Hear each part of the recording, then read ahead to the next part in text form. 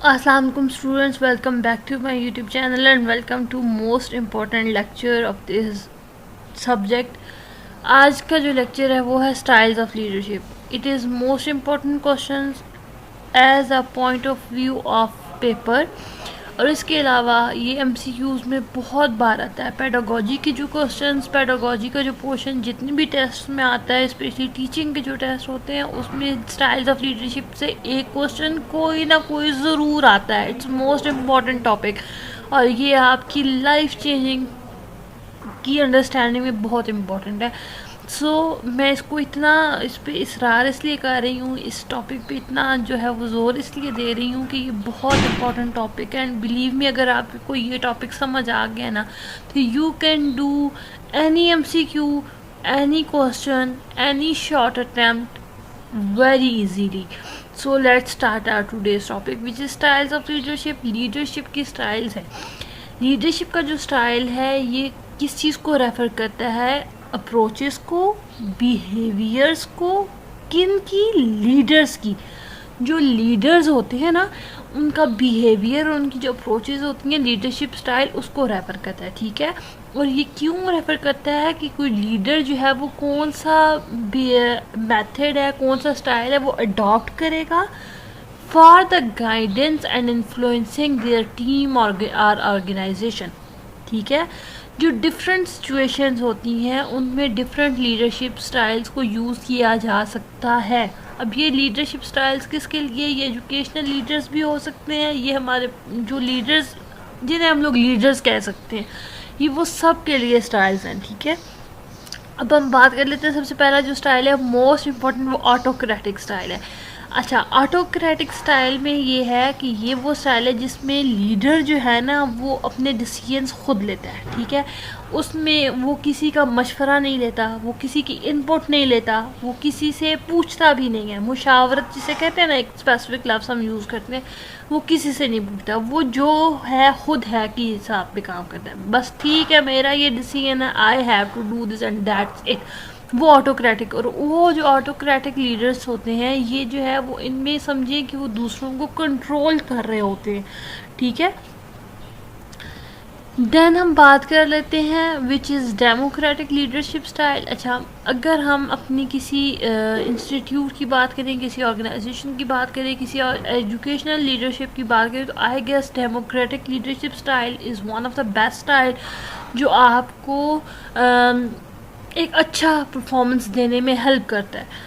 Democratic leadership style जो है इसको पार्टिसिपेटिव लीडरशिप स्टाइल भी कहते हैं, जिसमें आपकी जिस स्टाइल में इन्वॉल्व है क्या? Decision making through input of team members. इसमें टीम मेंबर्स आपके साथ इन्वॉल्व हैं, टीम मेंबर्स आपको गाइडेंस दे रहे हैं, टीम मेंबर्स आपको कोई ना कोई मशवरा दे रहे हैं और आप उसको कंसिडर कर रहे हैं. Then you are taking your decisions. वो जो लीडर है वो उस वक्त डिसीजन ले रहा है जो उसको अच्छा लग रहा है. मे बी अगर उसकी वो सोच है और किसी टीम मेंबर ने कहा है कि ये चीज़ भी इसमें मर्ज हो सकती है, then the leader has to mould their decision. और उस डिसीजन की बेस पे वो काम करता है. तो उसमें क्या है कि आपकी जो टीम है उसका भी, उसके जो ओपिनियंस हैं वो भी आपके पास आते हैं, उनके आइडियाज़ भी आपके पास आती हैं. और ये जो स्टाइल है, believe me, this is one of the most useful leadership style which is much better and is for better for everyone. Then आता है लेजर-फेयर लीडरशिप स्टाइल. अब लेजर-फेयर लीडरशिप स्टाइल क्या है?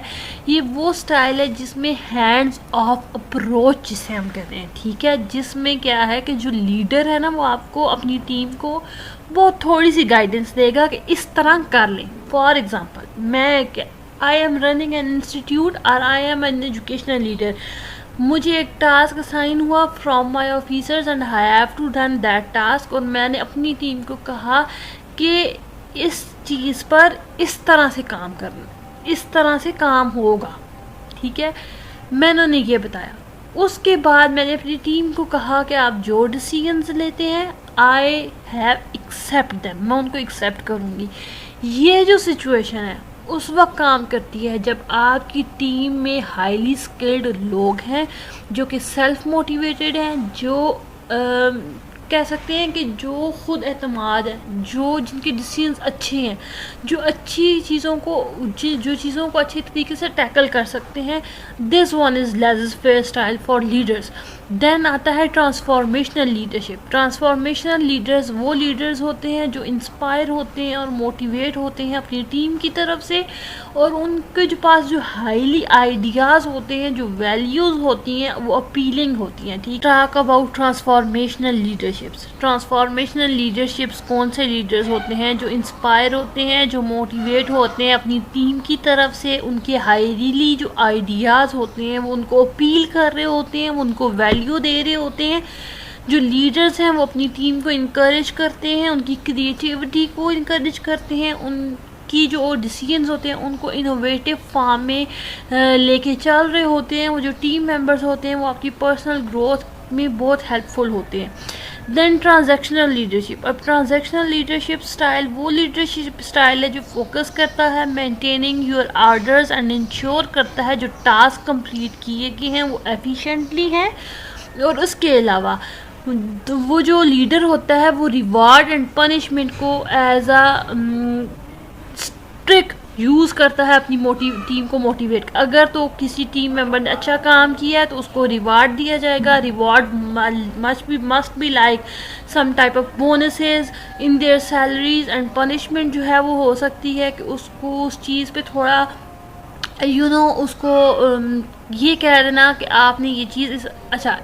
यहाँ पनिशमेंट में एक चीज़ मैं इस तरह कहूँगी, डोंट बी अ लीडर जो दूसरों को इंसल्ट करता है, because everyone has self respect, and आपको भी दूसरों की सेल्फ रिस्पेक्ट का ख्याल रखना चाहिए। बीइंग अ लीडर, आप लीडर हैं but keep it in mind you are an human being, और जो आपकी टीम मेंबर्स में काम करें दे आर ऑल्सो ह्यूमन्स। खुद इंसान है, दूसरों को भी इंसान समझे। Don't insult their overtime कि उनको अपनी जो है ना वो इतना मतलब।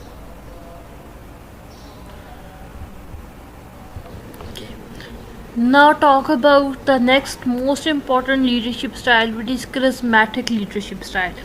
Okay, अब charismatic leadership style क्या है? charismatic leadership style वो leadership style है जिसमें आप पर्सन को काम एंड charisma की बात पे इन्फ्लुएंस करते हैं और वो इंस्पायर करता है दूसरों को। अब charm एंड charisma क्या है? Ad is self word charismatic leadership style. उसकी पर्सनैलिटी बहुत अच्छी है लीडर की, उसका स्ट्रॉन्ग विजन है, उसकी एबिलिटी बहुत अच्छी है to articulate in different situations. वो बहुत कूल एंड काम वे में अपनी टीम को हैंडल करता है। Either the leader is female और मेल, इट डजेंट मैटर, आपको एज अ लीडर काम करना है। As I told myself, inshallah soon Q&A video will be there, तो मैं आप लोगों के लिए क्वेश्चंस शेयर कर दूंगी कम्युनिटी पे कि आप लोग मुझसे क्वेश्चंस कर सकते हैं, and that is our first interaction as face to face. Then bureaucratic leadership style. अब ब्यूरोक्रेटिक लीडरशिप स्टाइल्स वो स्टाइल है जो कि इस्टेब्लिश जो रूल्स एंड प्रोसीजर्स होते हैं ना उनको फॉलो किया जाता है, स्ट्रिक्टली आप उनको फॉलो करते हैं। उसके अलावा आप ये मेक श्योर करते हैं कि जो टास्क हैं उनका जो टाइम है वो अकॉर्डिंगली वो कंप्लीट हो रहे हैं या नहीं हो रहे। जो इस्टेब्लिश प्रोटोकॉल्स हैं ऑलरेडी आपके जो बने हुए हैं आप उन पर किस हद तक काम कर रहे हैं, ठीक है। Then adaptive leadership style. Sorry for pronunciation because मैंने इतने दिनों से ये lectures recording छोड़ी हुई थी, classes छोड़ी हुई थी, and I don't know what's wrong going on with me for my pronunciation. I can't understand it. Then adaptive leadership style. अब एडेप्टिव लीडरशिप स्टाइल वो होते हैं, वो लीडर्स होते हैं जो फ्लेक्सिबल होते हैं, ठीक है। अब फ्लेक्सिबल का मतलब ये नहीं है कि आपको जिसने जिस तरफ मोड़ा आप उसी तरफ मोड़ गए। Don't do this please.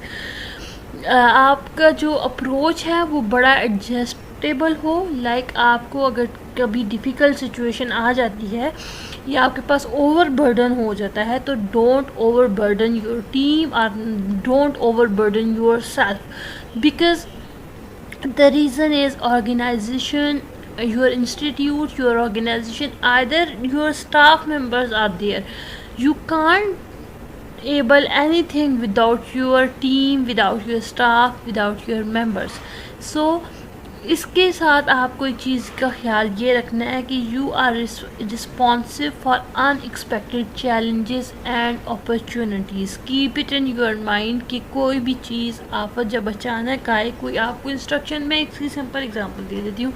When I am working from last 2 days I have overburdened for my exams, I have overburdened from my office side because I am working as an educational leader, so it's more important to I have to handle my leaders, my officers also, and my lords up also.